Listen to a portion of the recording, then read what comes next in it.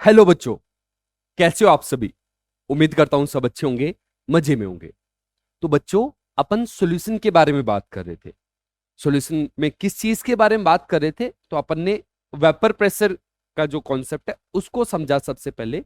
और vapour pressure पहले pure liquid का समझा, फिर हम सॉल्यूशन के वेपर प्रेशर पे आए। और वहां पे हमने एक लॉ देखा जिसका नाम था राउल्ट्स लॉ। बहुत इंपॉर्टेंट है ये राउल्ट्स लॉ।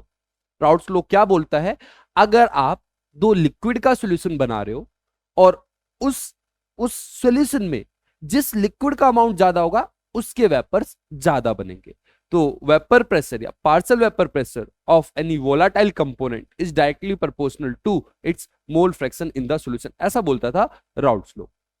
तो राउल्ट्स लॉ था। राउल्ट्स लॉ के बारे में हमने पिछली क्लास में जाना। हम बात कर रहे हैं इस चैप्टर में मेनली लिक्विड लिक्विड सॉल्यूशन की। किसके बारे में? लिक्विड लिक्विड सॉल्यूशन की। तो हमारा जो टॉपिक चला हुआ है वहीं पे है अभी हम। अभी उससे बाहर नहीं निकले हैं, उसी के अंदर सारी चीजें बात हो रही है। तो हम बात कर रहे थे लिक्विड लिक्विड सॉल्यूशन की, लिक्विड लिक्विड सॉल्यूशन की। और इसी में हमने राउल्ट्स लॉ की बात करी। लिक्विड लिक्विड सॉल्यूशन के अंदर जब दो लिक्विड को मिलाते हैं तो उनमें किसका वेपर प्रेशर ज्यादा होगा, तो राउल्ट्स लॉ हमें बता देता है कि जिसका अमाउंट ज्यादा उसका वेपर प्रेशर ज्यादा। लिक्विड लिक्विड सॉल्यूशन के बारे में बात हो रही है, तो ये जो लिक्विड लिक्विड सॉल्यूशन है इनकी भी नंबर बहुत ज्यादा है, बहुत ज्यादा। जैसे आप अल्कोहल वाटर मिला सकते हो, इथेन सॉरी ये पेंटेन हेप्टेन मिला सकते हो। आप HNO3 को पानी के साथ मिला सकते हो। तो बहुत सारे लिक्विड्स है और उनको मिला मिला के आप बहुत सारे लिक्विड लिक्विड सॉल्यूशन बना सकते हो। तो लाखों अपने पास लिक्विड लिक्विड सॉल्यूशन है। अब उनके बारे में हमें पढ़ना है। तो उनके बारे में पढ़ना है, उसको आसान करने के लिए हम क्या करते हैं, लिक्विड लिक्विड सॉल्यूशन को दो कैटेगरी में डिवाइड करते हैं। दो कौन सी कैटेगरी है? एक होते हैं आइडियल सॉल्यूशन, आइडियल। दूसरे होते हैं non ideal solution, non ideal solution. Ideal solution क्या होते हैं, नॉन आइडियल सॉल्यूशन क्या होते हैं, इसको समझते हैं। तो देखो यार, जो ये केमिस्ट्री है ना, केमिस्ट्री में जैसे फिजिक्स जो होता है उसमें हम सिर्फ आइडियल केसेस के बारे में बात करते हैं। आइडियल मतलब जैसे आप जब भी आप फिजिक्स पढ़ते हो तो आप जैसे बोलते हो कि ये बॉल हमने फेंकी, इसकी वेलोसिटी बताओ कितने डिस्टेंस पे जाएगी। तो वहां पे हम आइडियल केस लेते हैं, हम रियल सिचुएशन में नहीं रहते। वहां पे हम एयर रेजिस्टेंस को जनरली कंसीडर नहीं करते हैं। जो फिजिक्स रहती है वो आइडियल केसेस में रहती है। केमिस्ट्री में हम दोनों को एक साथ पढ़ते हैं, आइडियल केस भी और नॉन आइडियल भी। नॉन आइडियल मतलब रियल, रियल में चीजें थोड़ी बदल जाती है, समझ रहे हो। जैसे फॉर एग्जाम्पल, जैसे आपको पता होगा, हमने स्टेट्स ऑफ मैटर पढ़ा था, आपको तो पढ़ाया है मैंने स्टेट्स ऑफ मैटर। तो उसमें पढ़ा था दो तरीके की गैस होती है, एक आइडियल गैस और एक नॉन आइडियल गैस। तो कभी भी हम आइडियल किसको बोलते हैं, तो आइडियल हम किसको बोलते हैं, तो मान लो कोई बच्चा है वो टीचर की सारी बातों को मानता है तो हम बोलते हैं ये बच्चा आइडियल है। समझ रहे हो। कोई बच्चा है जो टीचर की बातों को ही नहीं मानता, जो टीचर बोलता है, हम बोलेंगे कि ये नॉन आइडियल है। तो आइडियल का सिंपल मतलब होता है कि जो किसी चीज को फॉलो करे या ओबे करे। जैसे हमने पढ़ा था ideal gas states of matter में। तो आइडियल गैस क्या होती है, जो इस इक्वेशन को फॉलो करे, आइडियल गैस इक्वेशन, इसको जो भी गैस इस इक्वेशन को ओबे करेगी, फॉलो करेगी, उसको हम बोलते हैं आइडियल गैस। और जिस इसको फॉलो नहीं करेगी उस गैस को हम क्या बोलते हैं, रियल गैस या नॉन आइडियल गैस। समझ रहे हो। इसी तरीके से हमारे पास दो सॉल्यूशन है, एक आइडियल सॉल्यूशन, एक non ideal solution. Ideal solution किसको बोलेंगे, जो किसी चीज को ओबे कर रहा होगा। किसको ओबे कर रहा होगा, तो अभी तक लिक्विड लिक्विड सॉल्यूशन में एक ही लॉ पड़ा है, जो उस लॉ को ओबे करते हैं जो सॉल्यूशन, उसको बोलते हैं आइडियल सॉल्यूशन। जो ओबे नहीं करते उसको बोलते हैं नॉन आइडियल सॉल्यूशन। समझना क्या बोल रहा हूं। तो what is ideal solution, which obeys obeys Raoult's law. जो ओबेज करते हैं राउल्ट्स लॉ को उसको बोलते हैं ideal solution. Non ideal solution किसको बोलेंगे, do not obey Raoult's law दिख रहा है क्या? ये इस तरफ वाला राउल्ट्स दिख रहा है, राउल्ट्स लॉ। ठीक है, अब ओबे करने का मतलब क्या है इसको समझना है, तो समझो। मान लो मेरे पास एक लिक्विड, मैं एक सॉल्यूशन बनाने जा रहा हूं, ठीक है। तो यहां पे एक सॉल्यूशन बनाया मैंने, दो लिक्विड को मिला के, दो लिक्विड हैं, दो लिक्विड हैं, मान लेते एक लिक्विड 1 है और एक लिक्विड 2 है, इसी के अंदर अलग अलग नहीं दिखा रहा हूं। अब लिक्विड 1 है, उसका वेपर प्रेशर, मतलब ये ब्लू वाला लिक्विड 1 है, ब्लू ब्लू लिक्विड 1, तो इसका कुछ प्रेशर होगा, तो उसको मैं डिनोट कर देता हूं partial vapour pressure of liquid 1, तो उसको मैंने डिनोट कर दिया P1 से। ये कलर दिख नहीं रहा है तो दूसरे कलर से। अब सुनो, अब जो ये P1 मुझे निकालना है तो कैसे निकालूंगा, तो मैं आपको बता देता हूं, थोड़ा सा आपको हिंट दे देता हूं। अगर लिक्विड 1 लेते हैं, लिक्विड 1 प्योर लेते हैं, तो P1 नॉट की जो वैल्यू है मान लेते हैं 400 बार है। मान रहा हूं ये इतना बहुत ज्यादा होता है, ये मानना है कि P1 नोट की वैल्यू 400 बार है। और जो ये लिक्विड 1 है, इसका जो मोल फ्रैक्शन है, मोल फ्रैक्शन 1 का, वो मान लेते हैं 0.5 है। अगर मैं आपसे पूछूं क्या आप P1 निकाल सकते हो? निकाल सकते हो, वेपर प्रेशर निकाल सकते हो इस लिक्विड 1 का। आपको मैं उसके प्योर का दे रहा हूं और उसका मोल फ्रैक्शन दे रहा हूं यहां पे सॉल्यूशन का। निकाल सकते हो P1। तो P1 निकालने के लिए आप राउल्ट्स लॉ लगाओगे, क्या लगाओगे? P1 नॉट इंटू X1 लगाओगे। P1 नॉट कितना मेरा 400 बार, X1 कितना मेरा, X1 है 0.5, तो P1 आया आपका 200 बार। तो आपने फॉर्मूला लगाया, राउल्ट्स लॉ लगाया, आपका प्रेशर आया 200 बार।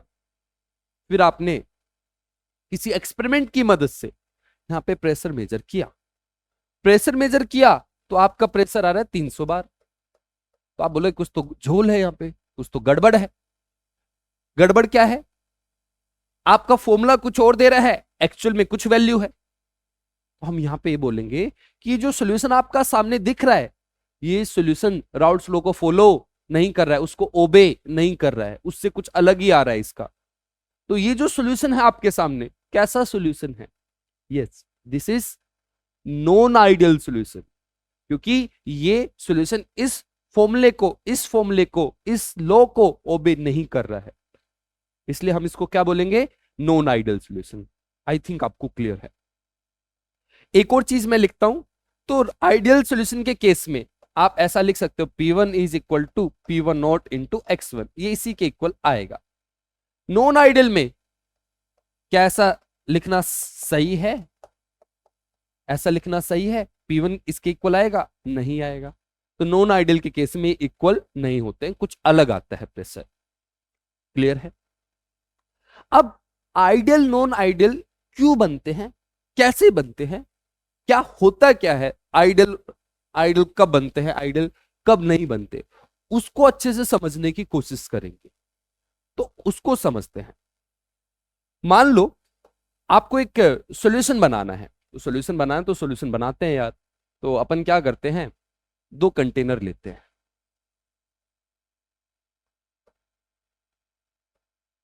ठीक है। दो कंटेनर लिए और इनके अंदर पार्टिकल्स को लेते हैं। तो मान लेते हैं लिक्विड 1 के पार्टिकल्स, लिक्विड के पार्टिकल्स को दिखा रहा हूं मैं बस, लिक्विड के, ये लिक्विड 1 है, लिक्विड 1। मैं दूसरा कंटेनर, उसमें दूसरे पार्टिकल लेता हूं, ये पिंक वाले पार्टिकल्स, लिक्विड के पार्टिकल्स को दिखा रहा हूं मैं थोड़ा दूर दूर करके, ये लिक्विड 2 है, लिक्विड 1 लिक्विड 2। अब जो ये पार्टिकल्स है लिक्विड 1 के, इनके बीच में कुछ ना कुछ तो इंटरेक्शन रहता ही होगा, खींचते तो रहते ही होंगे, है ना, अट्रैक्ट करते हैं। तो इनके बीच में एक इंटरेक्शन है सभी के अंदर, और उस इंटरेक्शन को मैं डिनोट कर रहा हूं ए टाइप इंटरेक्शन से। ये लिक्विड 1 के अंदर जो इंटरेक्शन है वो ए टाइप का है, बस डिनोट कर रहा हूं कि यहां पे जो इंटरेक्शन है उसको मैं नाम दे रहा हूं कि यहां पे इंटरेक्शन ए टाइप का है। ए मतलब इसके ये ए पार्टिकल मान लिया, ये भी ए पार्टिकल, तो इनके बीच में जो इंटरेक्शन है वो ए टाइप का, एक ही टाइप के पार्टिकल्स है। समझ रहे हो? यहां पे चलते हैं, दिख रहा है आपको, यहां पे भी इंटरेक्शन होगा, और ये इंटरेक्शन इसके जैसा भी हो सकता है और इससे अलग भी हो सकता है। इंटरेक्शन मतलब, अरे आपने पढ़ा होगा van der Waals force, London force, dipole dipole force, hydrogen bonding, जो दो मॉलिक्यूल्स के बीच में लगता है। एटम के बीच में तो बॉन्ड होता है, दो मॉलिक्यूल्स में जो इंटरेक्शन होता है उसको हम बोलते हैं इंटरमोलिकुलर फोर्सेस। तो यहां पे अलग होंगे, यहां पे अलग हो सकते हैं, सेम भी हो सकते हैं। ऐसा हो सकता है दोनों जगह हाइड्रोजन बॉन्डिंग हो, दोनों जगह लंदन फोर्स लग रहे हो, तो सेम भी हो सकते हैं, अलग भी हो सकते हैं। तो अभी के लिए मैं यहां पे जो इंटरेक्शन हो रहा है दूसरे लिक्विड में, उसको बीबी से डिनोट कर रहा हूं। क्लियर है? लिक्विड वन के अंदर ए टाइप के इंटरेक्शन, दूसरे के अंदर बीबी टाइप के इंटरेक्शन, दोनों को मिक्स कर दिया मैंने, दोनों को मिक्स कर दिया। मिक्स कर दिया तो यहां पे कुछ पार्टिकल्स ए के होंगे और कुछ पार्टिकल्स किसके होंगे?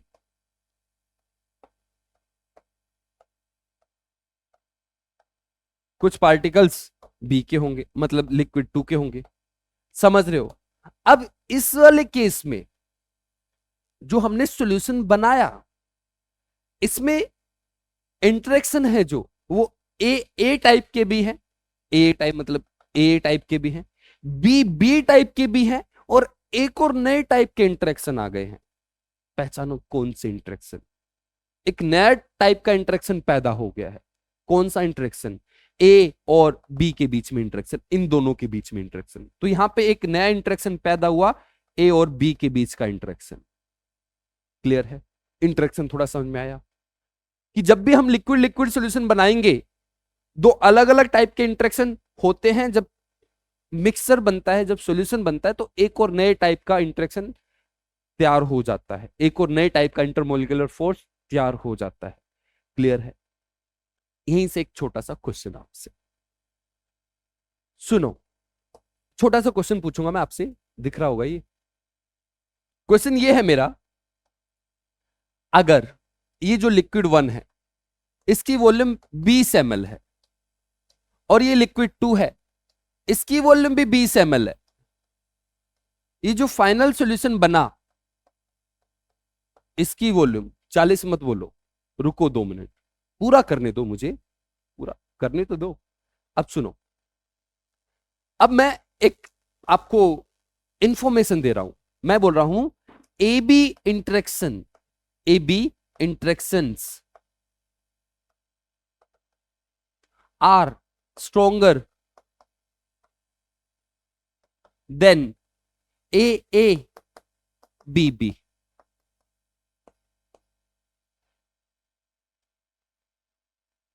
क्या मतलब? पहले इसका मतलब समझेंगे।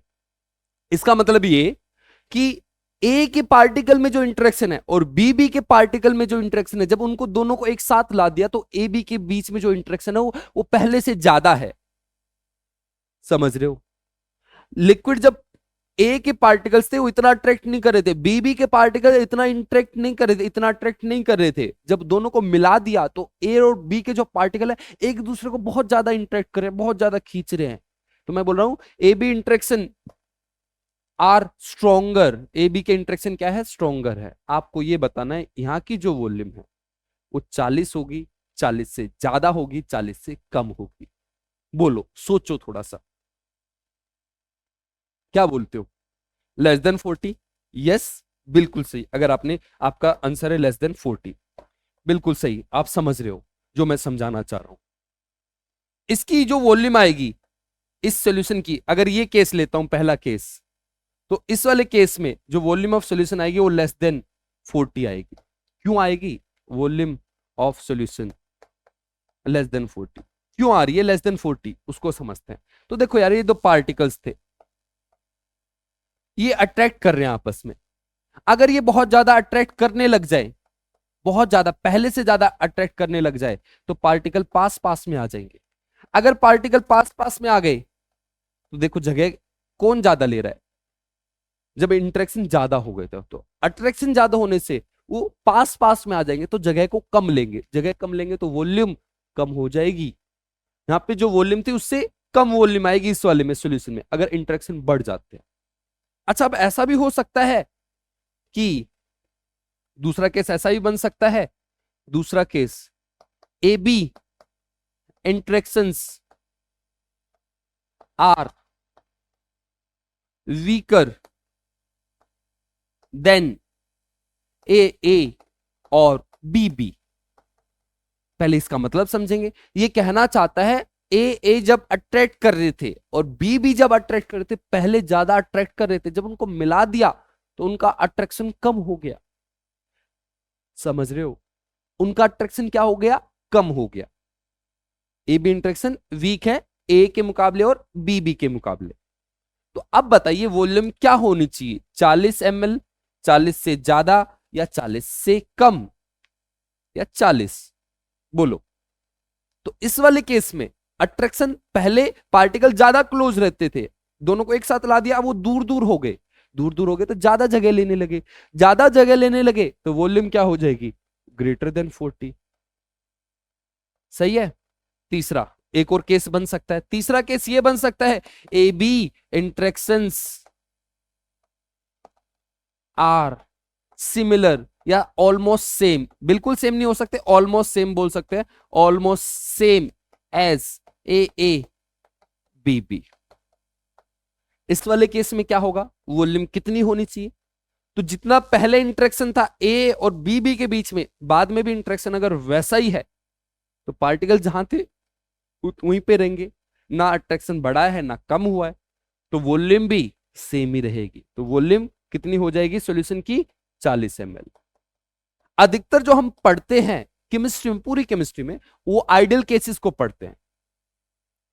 तो जहां भी हम पढ़ते हैं कि दो लिक्विड को मिलाया वॉल्यूम 40 हो गई, 20 को, अगर आज तक तो आपने यही पढ़ा था 20 को मिलाते हैं 40 हो जाता है, क्योंकि हम आइडियल सॉल्यूशन के बारे में पढ़ते हैं। तो समझ रहे हो कौन सा है ideal solution?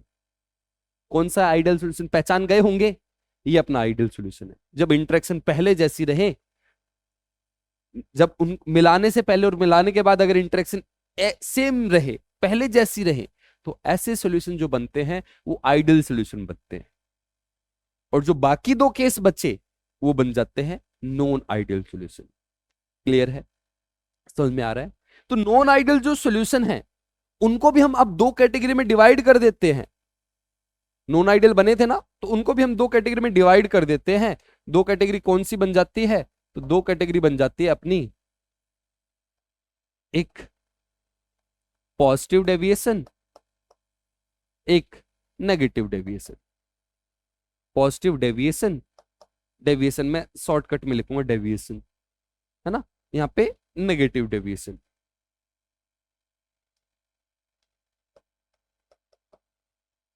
Positive deviation, negative deviation. समझ रहे हो? तो अब अपने पास तीन कैटेगरीज बन गई है, आइडियल, नॉन आइडियल में भी दो, पॉजिटिव डेविएशन, नेगेटिव डेविएशन।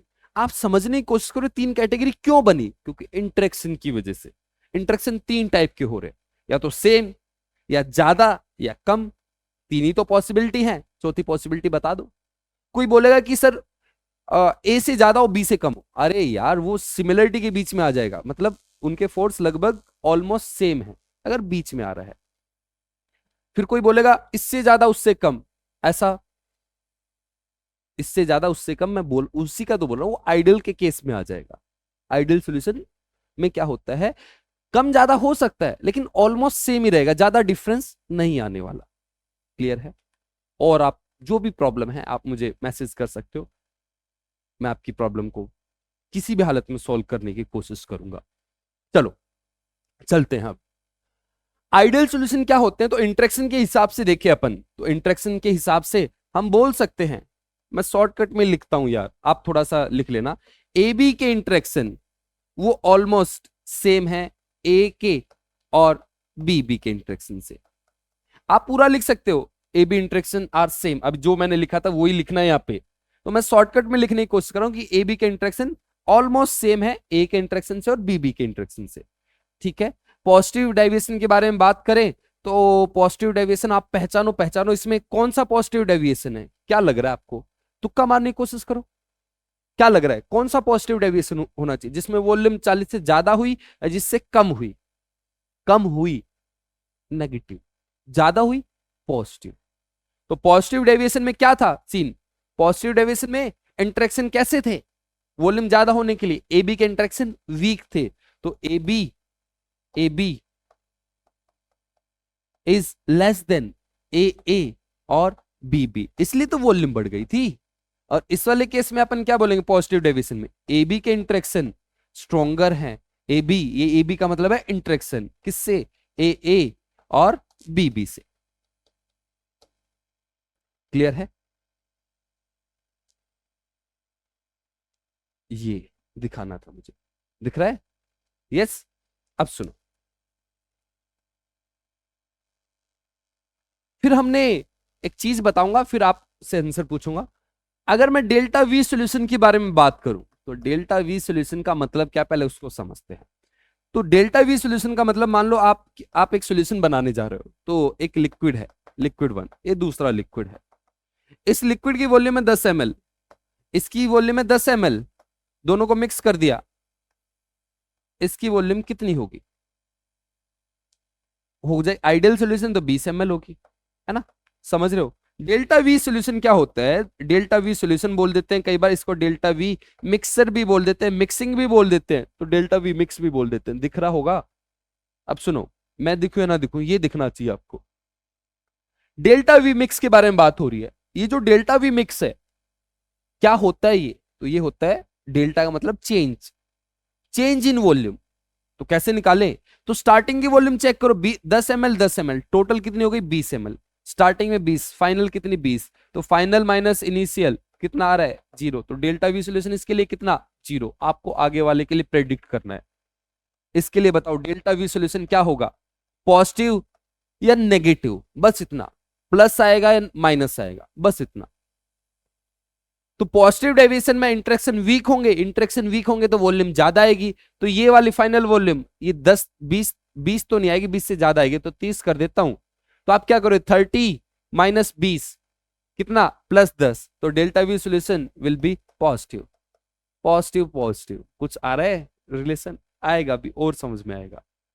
इसी तरीके से delta V solution, delta we mixer का पूछूं मैं, इसके लिए क्या होगा? नेगेटिव डेविएशन के लिए। तो इस वाले केस में 10-10 20 ml था, बाद में वॉल्यूम कम हो जा रही है, तो मान लेते 15 हो गई। तो 15 माइनस 20, माइनस में आ रहा है आंसर, तो डेल्टा वी सॉल्यूशन इसका क्या है? नेगेटिव। क्लियर? सिंपल? यस। चलो आगे बढ़ते हैं, इसको हटा देते हैं, समझाने के लिए था बस भाई। चलो आगे बढ़ रहे हैं, डेल्टा वी भी क्लियर हुआ आपको। अगली चीज दिख रहा है ना ये? यस। अगली चीज, तीसरी चीज, delta H solution. Delta H solution इसके लिए 0 है। अब पहले डेल्टा एच सॉल्यूशन समझाता हूं, मैं ये समझाऊंगा, उसको आपको प्रिडिक्ट करना है। ठीक है? तो what is delta H solution? तो डेल्टा एच सॉल्यूशन का मतलब क्या? तो डेल्टा एच सॉल्यूशन का मतलब समझना आप। डेल्टा एच सॉल्यूशन का मतलब होता है, मान लो यार जब आप सॉल्यूशन बनाने जा रहे हो, तो उस टाइम पे डेल्टा एच का मतलब होता है एंथैल्पी। एंथैल्पी सिंपल बोले तो एनर्जी। तो डेल्टा एच सॉल्यूशन का मतलब एनर्जी का चेंज कितना हो रहा है जब आप सॉल्यूशन बनाने जा रहे हो। कैसे पता करूंगा मैं?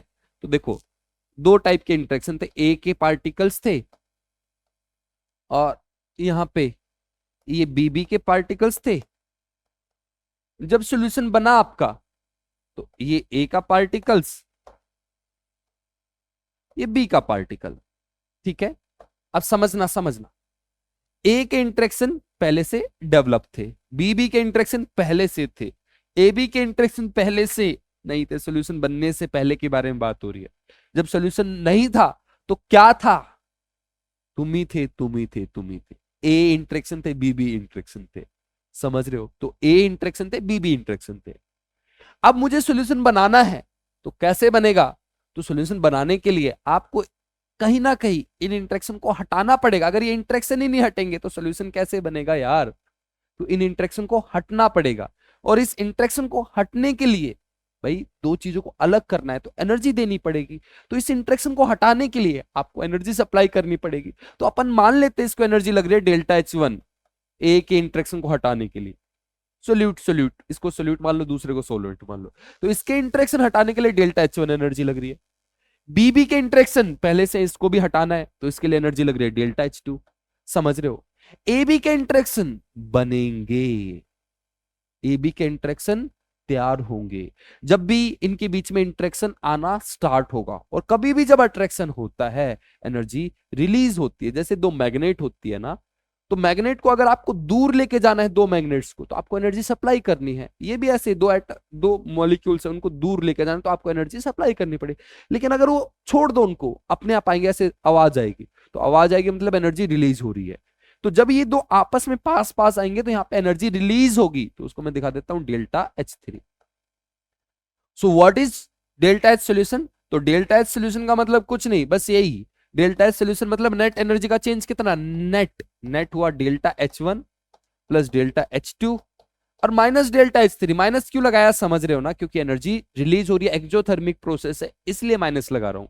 तो डेल्टा H सोल्यूशन का मतलब ये तीन चीजें। इसका नेट क्या आएगा? आइडियल सोल्यूशन में क्या है? आइडियल सोल्यूशन में जैसे इंटरेक्शन पहले थे बाद में भी वैसे ही है, समझ रहे हो? तो आइडियल सोल्यूशन के केस में क्या है, जितनी एनर्जी आपको तोड़ने में लगने वाली है उतनी एनर्जी रिलीज हो जाएगी, क्योंकि इंटरेक्शन फोर्सेस सेम है, ऑलमोस्ट सेम है। तो लगभग एनर्जी सेम ही रिलीज होती है जितनी आप सप्लाई करते हो, जितना उसको चाहिए रहता है। फॉर एग्जाम्पल, मान लो पहले के लिए आपको 50 जूल एनर्जी लगी पहला बॉन्ड तोड़ने के लिए, दूसरा फिर से 50। डेल्टा H3 ये भी कितना, डेल्टा H3 मतलब जब ये दो दो लोगे तो ये कितने बनेंगे, ये भी दो बनेंगे। मैं एक ही दिखा रहा हूं। तो नेट एनर्जी का कितना रिलीज हुआ, वो 100 रिलीज हुआ। तो नेट दिया कितना, 100, रिलीज कितना हुआ 100, नेट कितना मिला, कुछ नहीं मिला। तो डेल्टा H सोल्यूशन क्या, 0। क्लियर, समझ में आया? चल अब आप गैस करो पहले वाले को, मैं इसको अभी यहीं पे रहने देता हूं तब, जब तक आप गैस ना कर लो। डेल्टा H सोल्यूशन या डेल्टा H मिक्स, ये क्या आएगा? इसके लिए भी बताओ डेल्टा H सोल्यूशन क्या आएगा, पॉजिटिव या नेगेटिव? पहले वाले के देखते डेल्टा H सोल्यूशन क्या आना चाहिए। तो देखो ये दोनों तो सेम है, जैसे आइडियल में तो वैसा है। यहाँ पे यहाँ पे चीजें बदलेंगी। यहाँ पे इंटरेक्शन हो गए वीक, वीक हो गए तो एनर्जी कम रिलीज। मैग्नेट ज्यादा अगर अट्रैक्ट नहीं करे, धीरे धीरे आएंगी, आराम से, बहुत कम आवाज करेगी। इसी तरीके से यहां से एनर्जी अगर कम निकली तो डेल्टा H क्या बनेगा? अगर इसकी वैल्यू ज्यादा और ये कम आ रहा है, 100 से भी कम आ रहा है, मान लेते 80, तो कितना आया नेट, नेट आया कितना, 100 माइनस 80 प्लस आ रहा है, तो पॉजिटिव हो जाएगा। सही है। थर्ड वाला सारा डिफरेंस यही क्रिएट करेगा। इसमें तीसरे वाले में अगर नेगेटिव डेविएशन है, नेगेटिव डेविएशन में अट्रैक्शन ज्यादा हो गई, अट्रैक्शन ज्यादा, एनर्जी ज्यादा रिलीज होगी, 100 से ज्यादा हो रही है, 120 हो गई। 120 होते ही इस नेट की वैल्यू कितनी आएगी, नेगेटिव आएगी। तो डेल्टा H सोल्यूशन क्या बन जाएगा, negative. Positive positive negative negative, दिख रहा है कुछ, दिख रहा है? चलो, पकड़ पा रहे हो आप, पॉजिटिव क्यों बोल रहे हैं, नेगेटिव क्यों बोल रहे हैं? आई होप आप पकड़ पा रहे होंगे। चलिए इसको हटाते हैं। डेल्टा H सोल्यूशन भी क्लियर हो गया मेरा। अब क्या क्लियर करना है आपको? अच्छा, डेल्टा H सोल्यूशन क्लियर हुआ। अगली चीज, P1 is equal to P1 not X1। ये फॉर्मूला यहां बिल्कुल अप्लाई कर होगा। क्यों होगा? आइडियल सॉल्यूशन है ना भाई, पॉजिटिव डेविएशन नेगेटिव डेविएशन दोनों नॉन आइडियल के केस है। तो P1 और P1 नॉट X1 ये इक्वल नहीं होंगे, इक्वल तो नहीं होंगे, इक्वल तो नहीं होंगे, इक्वल तो नहीं होंगे। P1 not X1।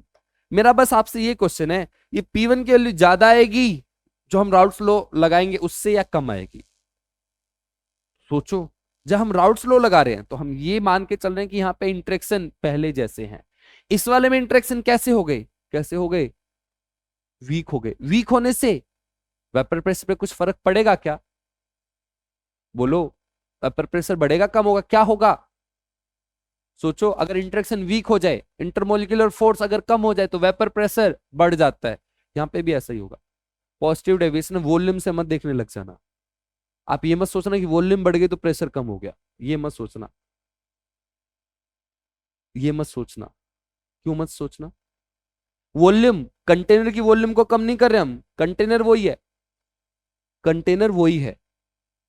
Volume change हो रही है लिक्विड की हो रही है, ना कि गैस की। प्रेशर जो हम बोलते हैं ना, वॉल्यूम कम होने से प्रेशर बढ़ जाता है, वो भाई किसका बढ़ता है? वॉल्यूम बढ़ने से प्रेशर कम हो जाता है, किसका? गैस का। लिक्विड के बारे में बात हो रही है, लिक्विड की वॉल्यूम बढ़ रही है, समझ रहे हो? वेपर प्रेशर के बारे में बात करते हैं।